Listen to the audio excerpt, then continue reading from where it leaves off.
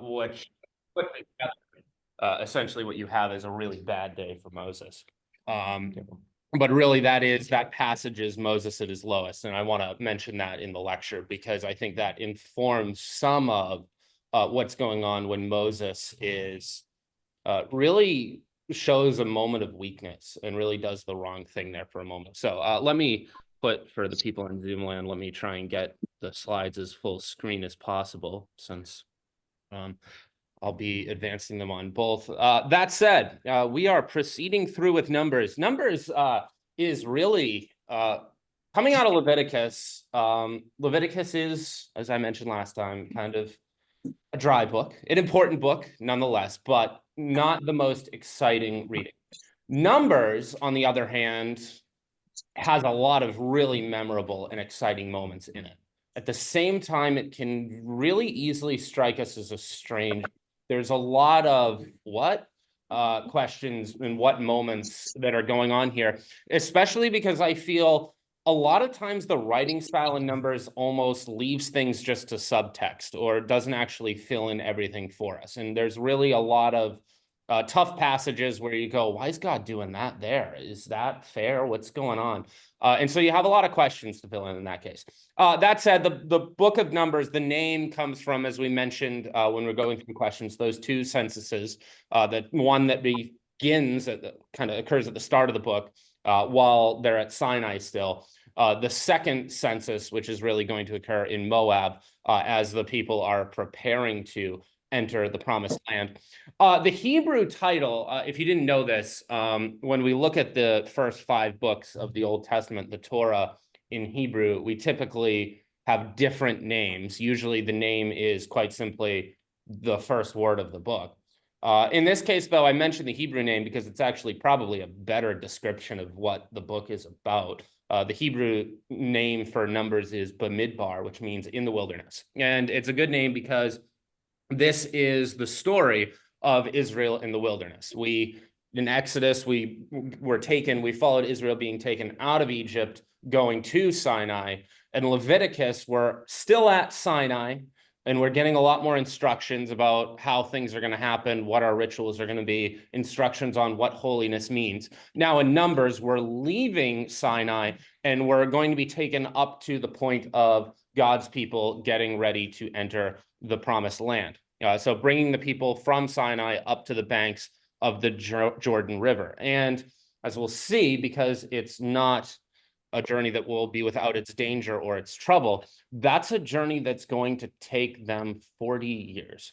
So there's a lot of material here to cover in Numbers. Now, strangely enough, one thing I actually want to start with, because it's early on and Numbers is interspersed with a bunch of instructions, but I actually want to briefly mention what a Nazirite is. Nazirite vows and the idea of being a Nazirite is brought to us in Numbers 6.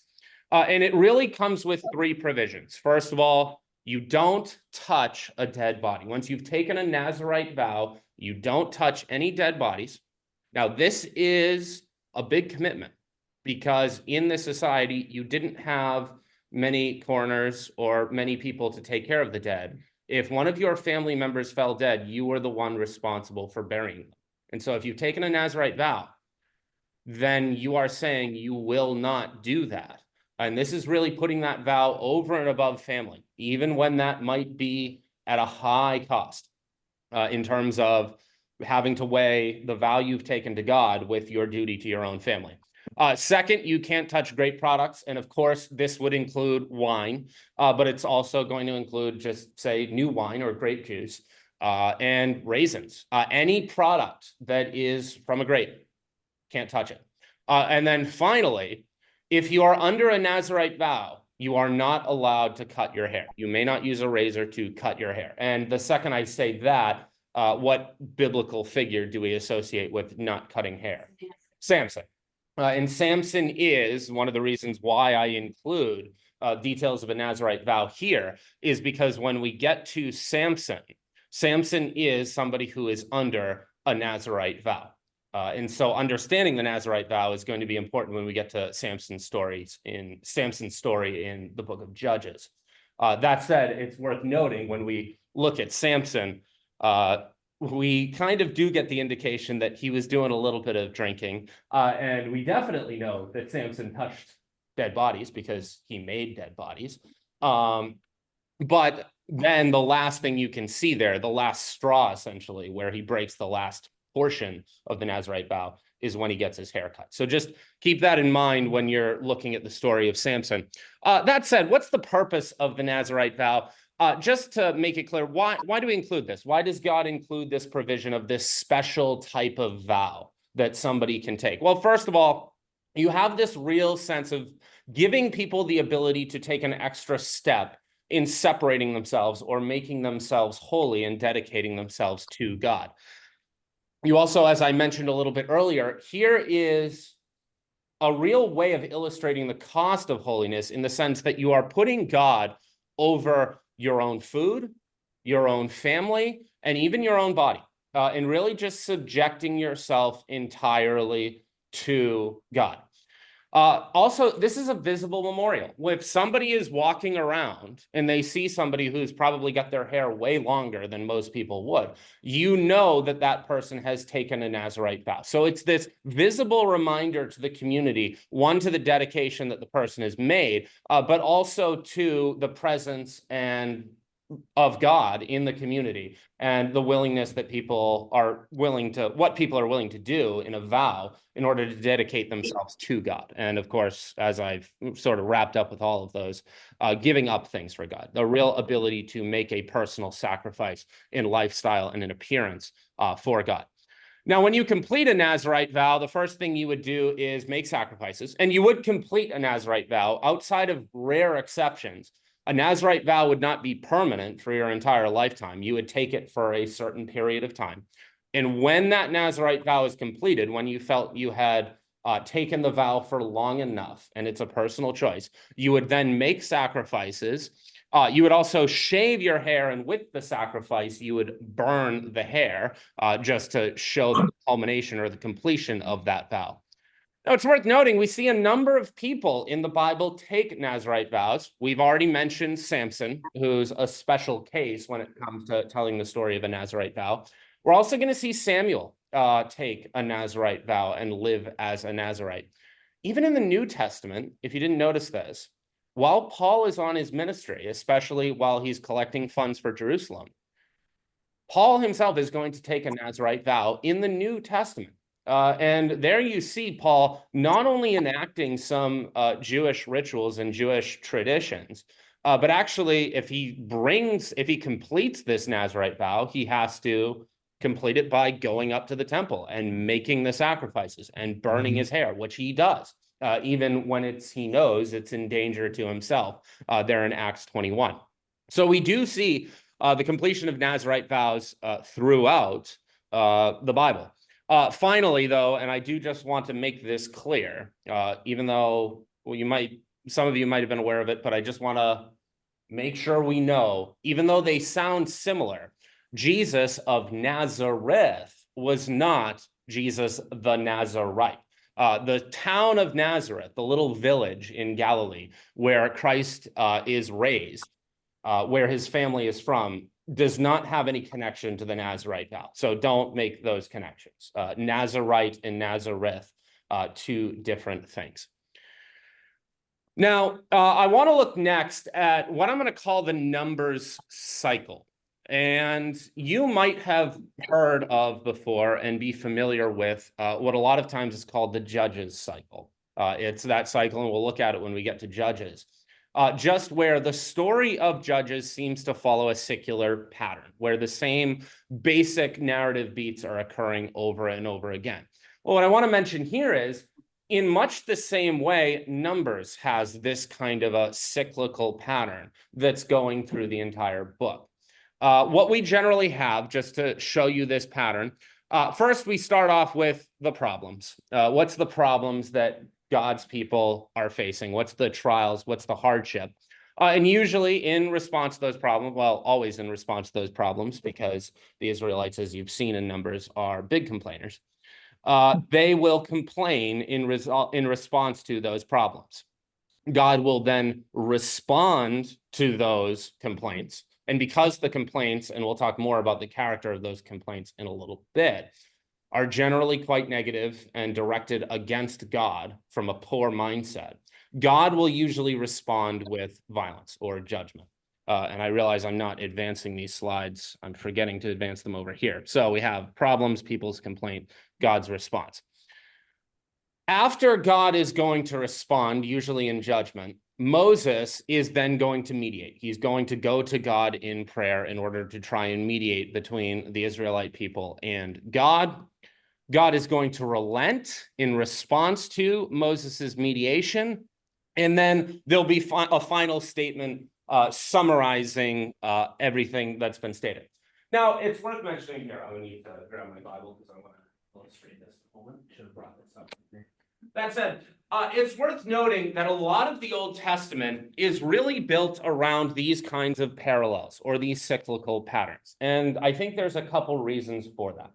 First of all, in the Jewish mind, in the Hebrew mind, they really like to think in terms of parallel structures, in terms of put one thing side by side with another. And through that comparison, that's how we can come to a better understanding of those things. It's why throughout the Old Testament, you constantly see these kinds of cycles or patterns or parallels. And it's one of the things which, to warn you, makes oftentimes the Old Testament somewhat difficult to read, because when we tell stories, the stories that we like today in the 21st century in the Western world, in the United States, we like our stories to move along. We learn things through the plot advancing. And yet, for the Hebrew mind, for Moses who's writing, and for the Jewish writers of the later books of the Old Testament as well, they like to show things. They like to teach through parallelism. And so that's why you end up with a lot of these cyclical patterns and these parallel structures. Unfortunately, that means it usually takes a little bit more analysis, because sometimes, especially when you're sitting there going, why does this, what's going on here in this story? This is not adding up to me. This does not make a lot of sense. A lot of times the key missing piece is to be found in those parallel structures, in finding in those comparisons. Second, the other perhaps more simple reason as to why I think you have so many of these parallels and these cycles in the Old Testament is because God's trying to teach his people. And one of the greatest teaching tools you have is repetition. And so over and over again, you have this cyclical pattern of God's people face problems. Instead of being faithful, God's people complain. God punishes them and they face judgment as a result. Moses steps up and mediates. God relents as a result of that mediation. And finally, the lesson is summarized, and then another problem arises and the cycle starts up again. That said, let me go ahead and just show you this cycle once. In fact, funny enough, in Numbers 11, there's actually just in 2 verses, you can see this entire cycle unfold.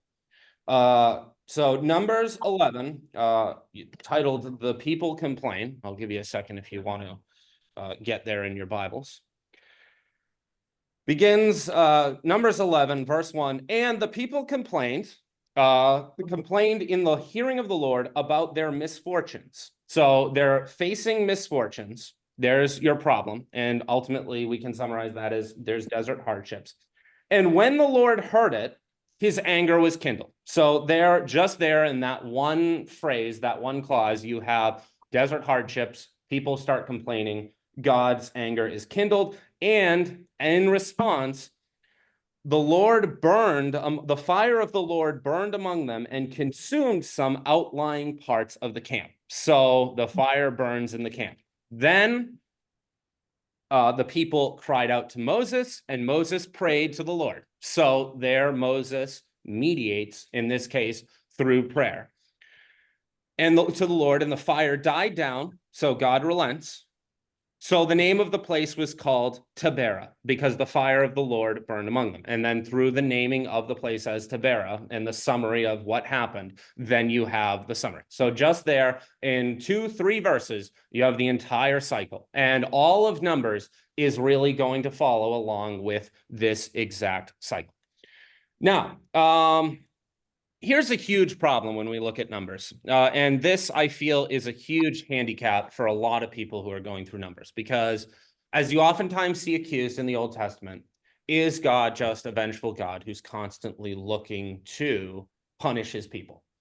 I mean, when you look at it, the Israelites are living and surviving in a desert, in desert conditions.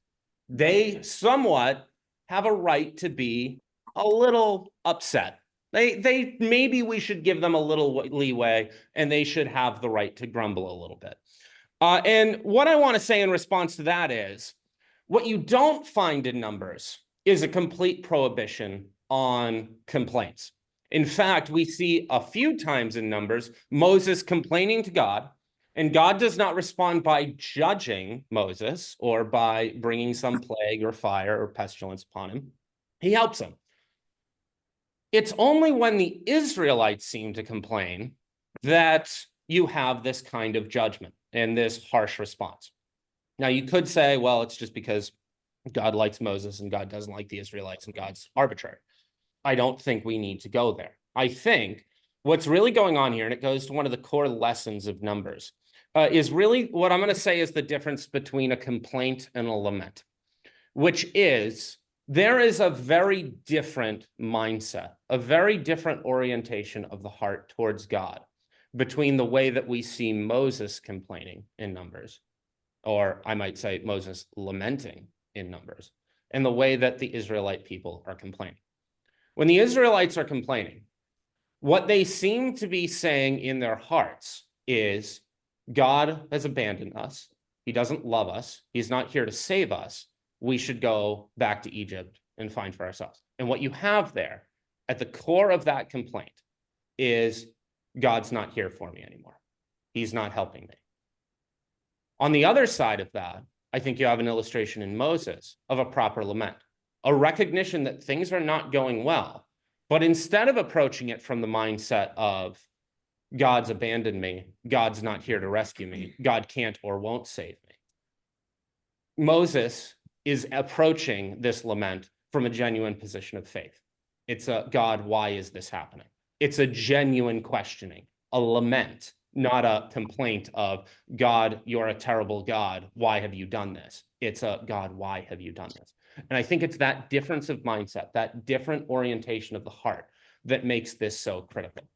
And this, as we're starting to see, I think, as we move further and further into the Old Testament, that underlying lesson beneath all of it, you have all of these rules and all of these rituals and these outer practices that are being detailed throughout the Old Testament, throughout the Torah.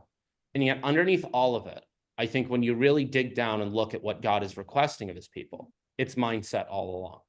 It's why, when I have provided all of this, when I, the Lord your God, am the one who brought you out of bondage in Israel, the one who fed you with manna, the one who fed you with quail, and you think now that I would abandon you, that is when God takes outrage. That is when the people are deserving of judgment. And it's that difference in mindset between Moses and the people that really makes the response of God so different. Now, I'll say a quick word on Korah's rebellion. Here's one of the more memorable moments in the book of Numbers. And you have this priest, Korah, along with his fellows, really in a rebellion against the leadership of both Moses and Aaron. They seem to be a little upset that Moses and Aaron seem to have these positions of power, this elevated holiness, this elevated specialness, and they're saying, why not us? It's a classic power struggle. It's the kind of thing you would expect to have happen. And here in Numbers 16, it finally does. You have another group of people come up to Moses and Aaron and say, why are you calling all the shots? We should really have a little bit more of a say. And really, shouldn't we all be in this a little bit more together, secretly, because Korah and his political faction, if I can say that as much, secretly wants a little bit more control over the situation. And Moses, of course, gets angry. And interestingly enough, Moses, who has been mediating all of this time on behalf of the people, for a single moment here in Moses 16, is really going to ask God to punish Korah And you see it because this is really Korah trying to undermine Moses's authority and Moses's position of power as it's been granted by God. Now, it's curious the way that God decides to punish Korah. You can see here an ironic, maybe even humorous type of punishment in the sense that Korah and his people are looking for this distinction. They want to be separated. They want to be made holy. And so essentially the way it's approached is God goes, oh, you want to be separated from the people? You want to be special? You want to be holy? All right, I'll separate you from this earth even, and you will be consumed and swallowed. But you really see here in Korah, in the story of Korah's rebellion, this rebellion against Moses and the sense that things are getting a little tenuous, as well as another example of the way in which God pursues judgment. We have here reinforced as well Moses' role as mediator. And really, when you're looking at Moses play the role of mediator throughout the book of Numbers, one of the clearest things you're seeing demonstrated, the precedent that's being set by Moses, is the role of the prophet. It's as a prophet, how do I want you to be oriented with your people? How should you interact with God when you have been separated, when you've been made holy, when you've been given the responsibility of serving as a prophet? And here, even in the case of the sons of Korah, you even see Moses acting as an anti-mediator. That is, actually going to God and not going, please relent, please forgive the people. Moses actually goes to God and says, this Korah guy, he has to be punished. Moses, as a prophet and demonstrating the short-term prophecy here, the authority of Moses, which was being challenged in verse 28, is actually going to be, God is going to reinforce Moses's authority because Moses is going to make the statement by what happens here today, by the punishment of Korah. You'll see that God has not abandoned me. God is still in support of me. And you have here one of the clearest ways that the prophets are always indicated to be the difference between a false prophet and a true prophet is when a true prophet makes a claim like Moses does here, that something's about to happen, then it better happen. That's how you know that he's a real prophet. And so with this short-term prophecy, we see that Moses is in fact the legitimate prophet of God over and against the Korah and his sons and his faction who are trying to seize and usurp that title. We have the permanent separation of Korah and Korah's rebellion. And there's something I should mention here, and I won't be able to explain this fully here, but it's mentioned that Korah and his sons are taken down to, probably most of your translations have the grave. The Hebrew word here is Sheol. And Sheol is a little bit of an abstract term, simply referring to the place where the dead people go, the place where the shadows are, the darkness, some sense of the afterlife. And there's something to think about here in the sense of what does Moses and what do the Israelites in this time period really know about what the afterlife is like, about what heaven is like? Because one of the things you might have noticed to this point, as you've read to here in Numbers, is we don't have that much yet in terms of what's heaven like. Are we going there? What happens to people after they die? There hasn't been a lot of information. You can fill in some of the blanks and you can see some of the information. However, it's interesting to note the way that God's revelation is constantly unfolding. And as we go further and further through your Bible, more and more is going to be revealed about the great blessings that God has for his people, plans to prosper his people. And we know God's character already, and we know he has plans for his people. And yet there doesn't seem to be a fully understood sense of, well, when people die, they go to heaven or they go to hell, the place of burning. Instead, we, in the Old Testament here, we early on at this point, at least, we have a reference to Sheol. Just they went to the place where the dead people go. And we don't quite know how much they understood, but it's interesting to note how you do see this continuing revelation, this exchange between God and his people, where as the story continues, as we go from Moses and we'll go to the Israelite kings and we come to David, and we go on further and later on to the prophets, more and more is going to be understood and more is going to be revealed about who God is and what he has in store and what he has planned for his people. There's only seeing through a mirror dimly at this point, as we even today only see through a mirror dimly. But we see this continuing revelation. And here we don't understand that much, but we know something's coming. And of course, in Korah's rebellion, we have the illustration that there are really just some people who are never going to get the message. After Korah is separated, after Korah is destroyed, even then, there's some of the Israelites who go, oh, this is unacceptable, and they continue to rebel. And once again, God needs to punish them. And there really is a sense in which I think in Numbers, a lot of it is going to be God preparing his people to enter the promised land. But there's also, you have to recognize this theme of judgment, this theme of there are certain people who are never going to learn. And when that comes, you do need judgment. You need a judgment that is going to separate the wheat from the chaff. Those people who are going to be faithful and those people who, no matter what they see, even if they see the ground open up and swallow all of the people who stand against Moses, they're still not going to get the lesson. And so there is that element of judgment there. Now, next, we need to get to Moses hitting the rock in Numbers 20. And I think one of the biggest things you need to look at this, because this really is, Numbers 20 is about as rough of a chapter for Moses as you can imagine. You can imagine maybe somewhat Moses writing Numbers chapter 20, knowing that this is the low point for Moses.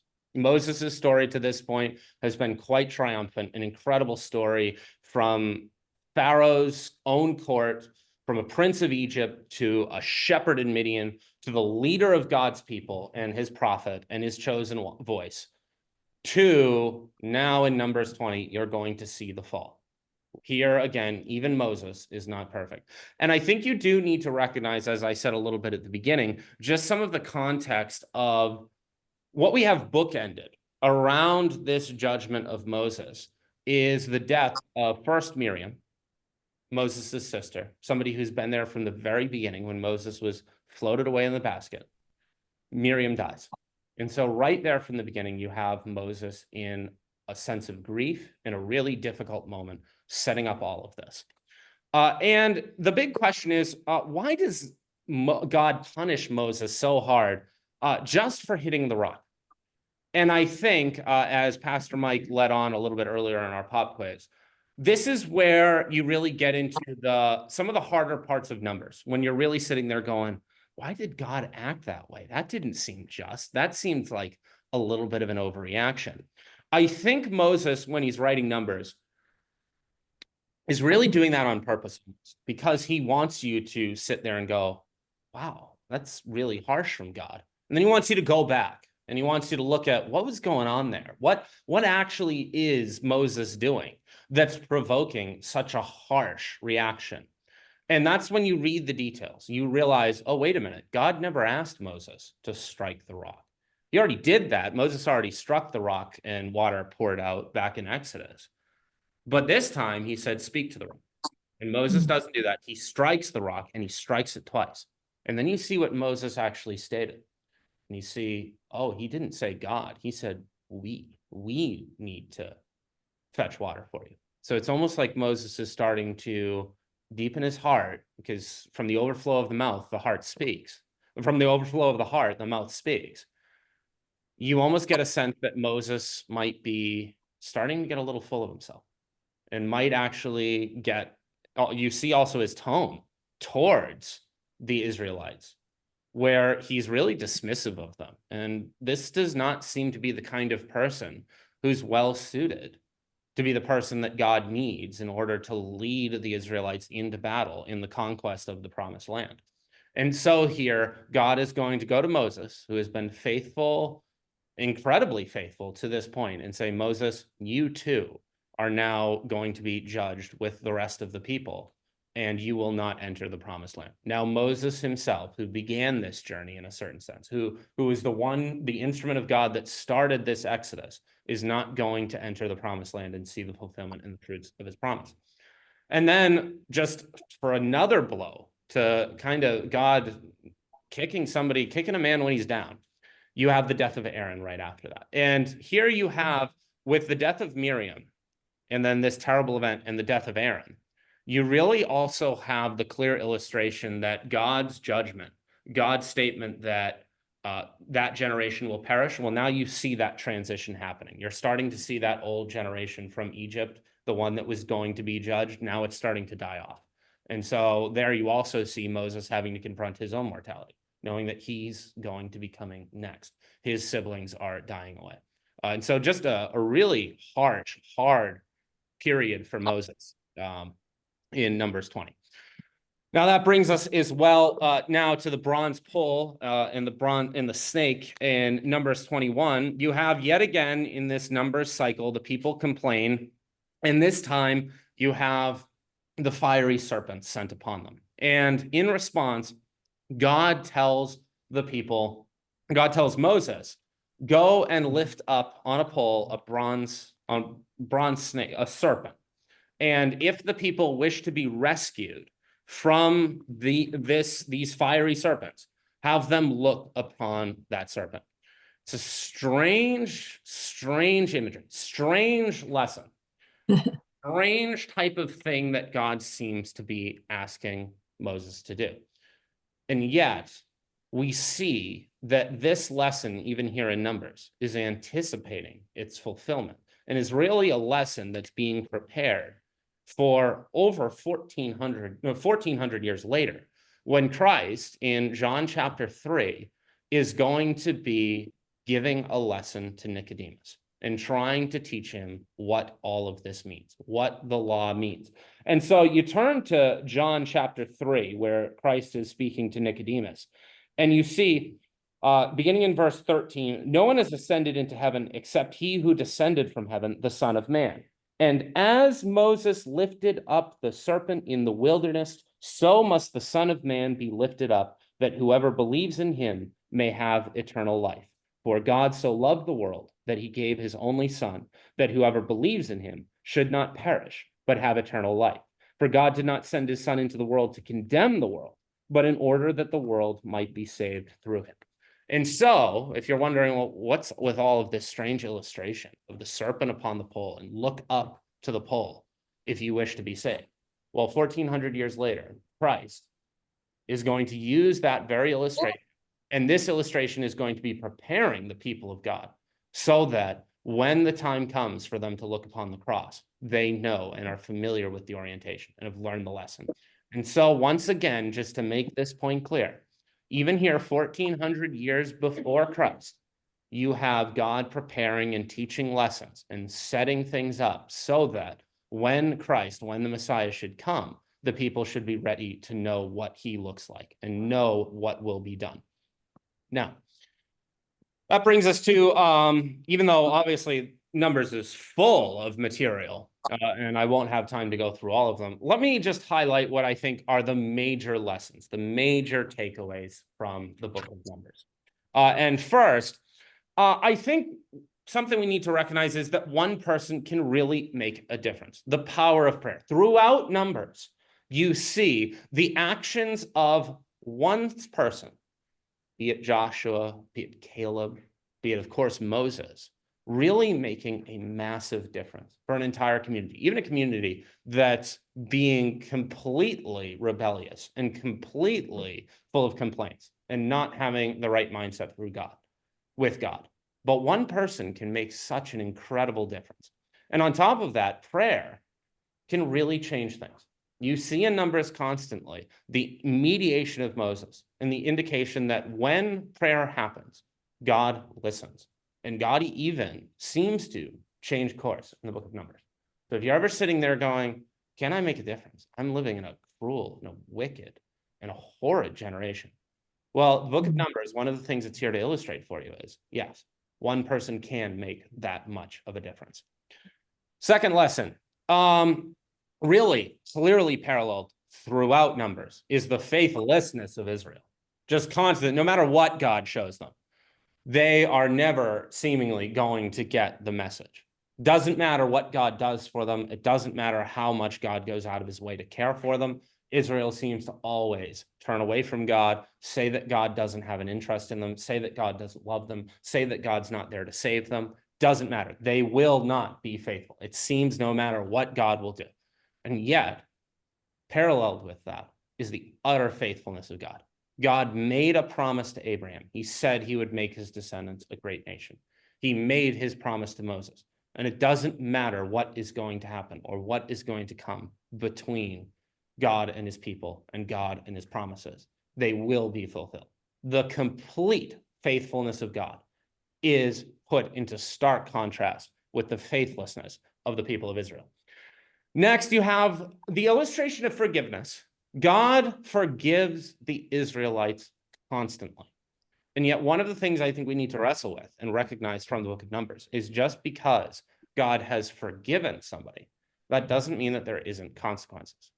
God forgives Moses when he strikes the rock, and yet you still have those consequences that Moses will never enter the promised land as a result. Yeah. Today, isn't that justice?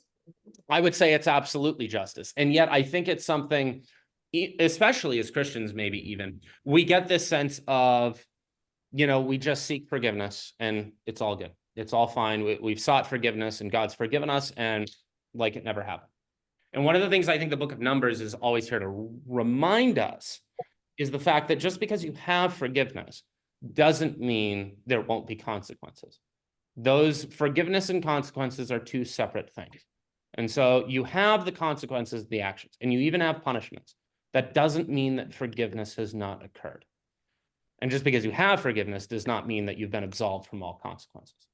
So recognize that those two things are not together. They're two separate things and two parts of reconciliation and atonement with God.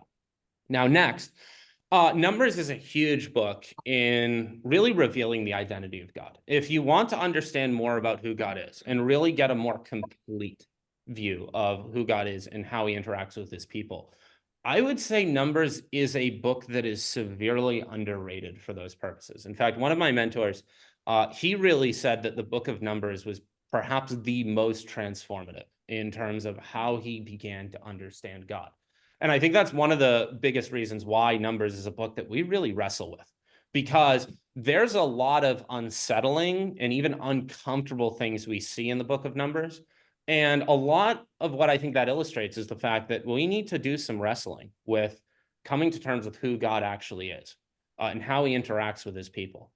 And it's not all bad. It's not all to say God is a God of wrath and we need to read Numbers in order to come to terms with that. It's much more complex than that. In fact, one of the most comforting and revealing aspects of Numbers in revealing the nature of God, I think, is the fact that you have all of this wicked and terrible things going on and the faithlessness of the people of Israel. And yet, even in spite of that, God listens to Moses. God listens to his people. He hears them and he responds to them. We have a completely transcendent God who lives above his people. And constantly God's people are going, oh, God's way up there. He's transcendent. He's way above us. And he's lost interest in us. He doesn't care about us anymore. We're on our own. And yet that's never true. God's always there listening to his people. In spite of everything that happens in the book of Numbers, in spite of all this evil, in spite of how much God's people seem to say, God's abandoned us, he's not here for us. He's always there. And so Numbers, I would say, is such an important book in revealing this dynamic character of God. The fact that God interacts with his people and changes as a result of people and takes his people's wills and desires into mind. Finally, and I've said a little bit about this already, the difference between a complaint and a lament. That is a real illustration of the importance and the difference in mindset and how we face trials. We can face a trial with the mindset of, man, God's abandoned me and God's not faithful and we have to just take matters into our own hands. And when you do that, you see how destructive that becomes and you see how that brings upon you really a sense where you deserve judgment because you have scorned God. You have said that he is not faithful when he is. And yet on the other side, you have a clear illustration of what genuine lament looks like, of how we can actually go to God with our problems and say, look, God, I'm having a really tough time here. And I'm in a situation where I'm overwhelmed and I don't know how this is going to happen or how things are going to get better or how I'm going to survive in this desert. But when you go there with a real genuine faithfulness and a recognition that I don't understand what's happening, I'm suffering, but I know you're God and that I am I belong to you, and that you will take care of me. When you have that genuine lament, that's when you have a real transformation happen. And that difference in how that complaint or that lament happens, I think, is one thing that the book of Numbers is very good about. Now, last thing I want to look at, Balaam, son of Beor, really a fascinating character in our Bible that we look at towards the end of Numbers. And I'll actually open up just to give you a little bit of background information. I'll include details like this.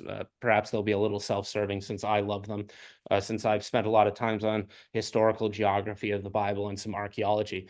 But whether you knew this or not, Balaam is actually in a small club of relatively minor biblical characters who we actually have a count of them outside of our Bible.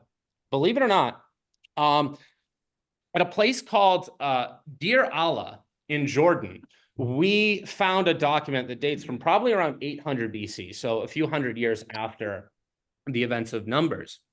And it wasn't discovered until 1967 and wasn't translated into 1976. But it actually mentions Balaam. The name Balaam, by the way, funny enough, one of the great names of the Old Testament, means the destroyer. So that's about as good of a name as you can ask for. But in this document in Deir Allah, we actually have the beginning of the text. There's more of it, but it reads, "The misfortunes of the book of Balaam, son of Beor." So because you have that title, son of Beor, we know there could have been a lot of people named Balaam, but we know that this is our Balaam. A divine seer was he. So once again, we know that this is our Balaam, because not only is he son of Beor, but he is a prophet. The gods came to him at night, and he beheld a vision in accordance with El's. Interesting that El is mentioned there, because I think we mentioned back in our Genesis, maybe not in the lecture, but when we were talking before, that one of the names for God, the Hebrew words used for God, is Elohim. So here you have Balaam seems to be a prophet of El. So he beheld in accordance with El's utterance. They said to Balaam, son of Beor, ... and the document continues. But just interesting to note, here you have Balaam, a relatively minor, although he's pretty significant in the Bible, but a relatively minor side character who actually is attested to in documents that we have found in the archaeological accounts of the ancient Near East. So we know Balaam was a prophet, and we know he was pretty well respected, well enough known that we actually have a small portion, a small piece of writing that was about Balaam. Now that brings us to Balaam and his big struggle and his big story, and it's one of the most memorable stories of the Old Testament. But the big question is, will Balaam be faithful to God's word? Balaam is a big prophet. We recognize that he's well respected, apparently, in the book of Numbers. And Balak, the king of Moab, is getting a little scared because he sees all these Israelites who are starting to march toward his territory, and he's getting worried because it seems like everywhere the Israelites go, the people who are in their way don't seem to fare that well. Now, he isn't actually aware that God has forbid the Israelites from attacking either the Edomites or the Moabites, because the Edomites are their brothers, the brothers of Jacob, Edom, and the Moabites are the descendants of Lot. And God has already said he doesn't want the Israelites spilling the blood of their brethren. And so the Israelites have actually, unknown to Balak, been prevented from attacking Moab. Nevertheless, he's getting scared. So he appeals to and looks for Balaam to go, and he asks Balaam to come and curse the Israelites. And the Lord comes to Balaam, showing that Balaam is a prophet. And the Lord tells Balaam, don't go. Now, there's something just real there to just a time out and something to say. Really interesting to note, Balaam is not an Israelite. And yet, Balaam knows and is a prophet of the Lord, which kind of shows in the Bible, apparently, the Lord was not exclusively interacting with or only known to the Israelites. He was working in other parts of the world as well. So here you have Balaam way over in Mesopotamia, who knows who Yahweh, the Lord, is and is a prophet of his. And he's told by the Lord, don't go with him. And when the Balak's people come back, and Balak really desperately wants Balaam to come, so he sends him back. And Balaam goes, all right, maybe I can come. And the Lord goes, all right, you can go with him, but do exactly what I say and nothing else. And this is somewhat confusing because here again in Numbers, you have a seemingly disproportionate reaction from God, because God tells Balaam to go. And then we have this case where he puts an angel in Balaam's way. And then you have the great story where Balaam's donkey sees the angel that's in his pathway, blocking his pathway. And it seems like the angel's gonna, kill Balaam, but his donkey fortunately sees the angel and stops, which Balaam doesn't understand and starts beating the donkey. We have our painting by Rembrandt recounting this great and memorable story. But it's worth asking, why is the Lord seemingly almost killing Balaam after Balaam went when the Lord told him to go? And here's my suggestion, and I think you need to read in the context of Numbers and in recognition of what Balaam's going to do later in the story. I think Balaam's probably going with the secret intention in his heart that, yeah, I'm going to do exactly what the Lord's going to tell me to do, but maybe I can, cheat the system a little bit and make sure I earn my money at the same time. So my suspicion is the reason why the Lord is putting Balaam in that situation is as a real harsh reminder, just to say, hey, Balaam, don't play games. I'm serious about this one. And as we're going to recognize, though, later on, Balaam is, in fact, going to play games. So even then, that judgment, that reaction by God seems justified in hindsight. Of course, the irony is, Balaam is a seer, he's a prophet. And yet it's the donkey who actually sees the angel and the prophet who's completely blind to it. Now, Balaam is in Numbers towards the end going to actually give 4 oracles. The first oracle is going to be this statement of, well, who can curse but Yahweh? And the problem is Yahweh is in the midst of the camps of Israel. So how am I going to curse them? Step 2, you have the second oracle. Not only is Yahweh there in the midst, but God, Yahweh, is their king.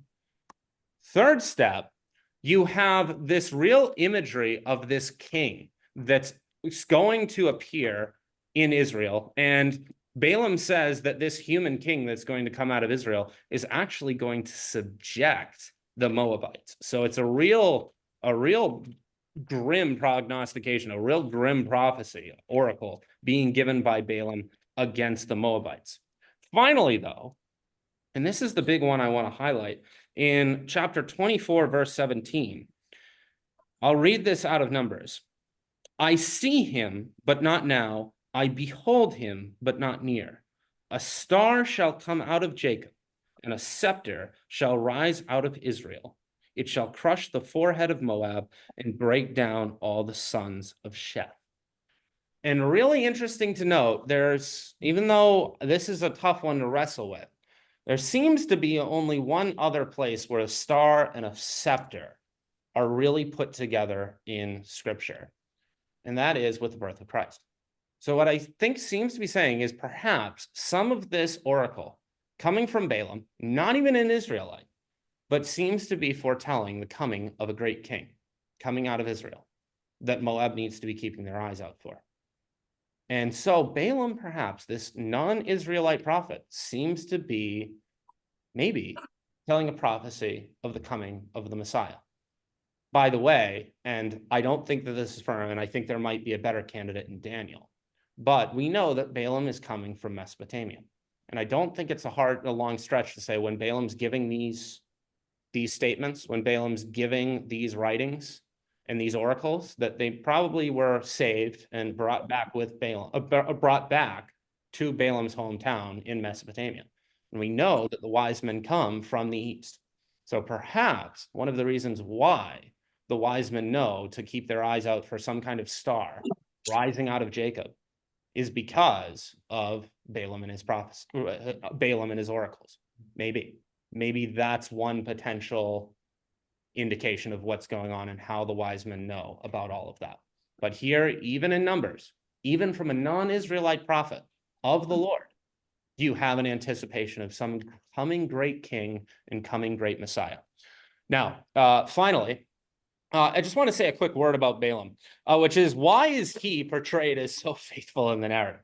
Because if you're familiar with Balaam in the New Testament, over in Jude, and especially in Second Peter, Balaam is not portrayed as being that great of a guy.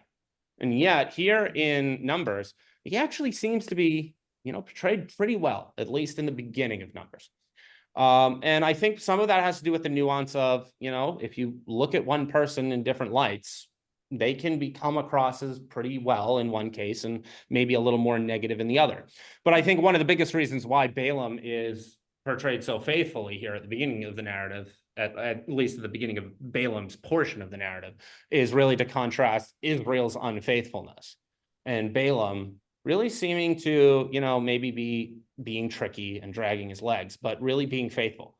And it's Balaam who's giving the great prophecies of Israel's triumph, while the Israelites are, really having a tough time of it, not doing the right thing over in the desert.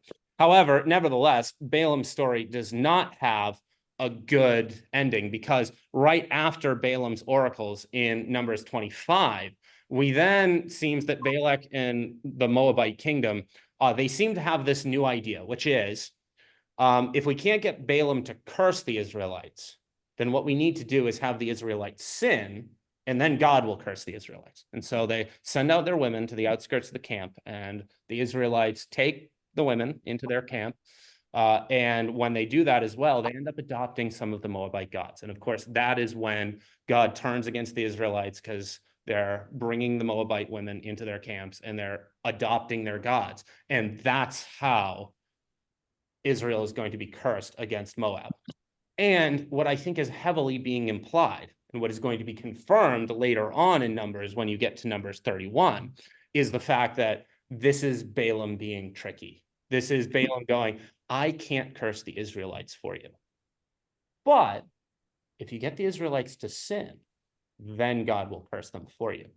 And so in Numbers 31:8, you have the actual death of Balaam by the Israelites. And then in 31:16, this is where the game's given up, where it's actually said it was Balaam who hatched the idea for the Moabites. And so this is why you have Balaam being that great apostate, the great betrayer of his nation, this Benedict Arnold type character who was on the Lord's side, but actually showed the Moabites how to undermine God and undermine his people. So that's where I'll finish up for today, knowing that I've sort of hovered a little over my time, but yeah.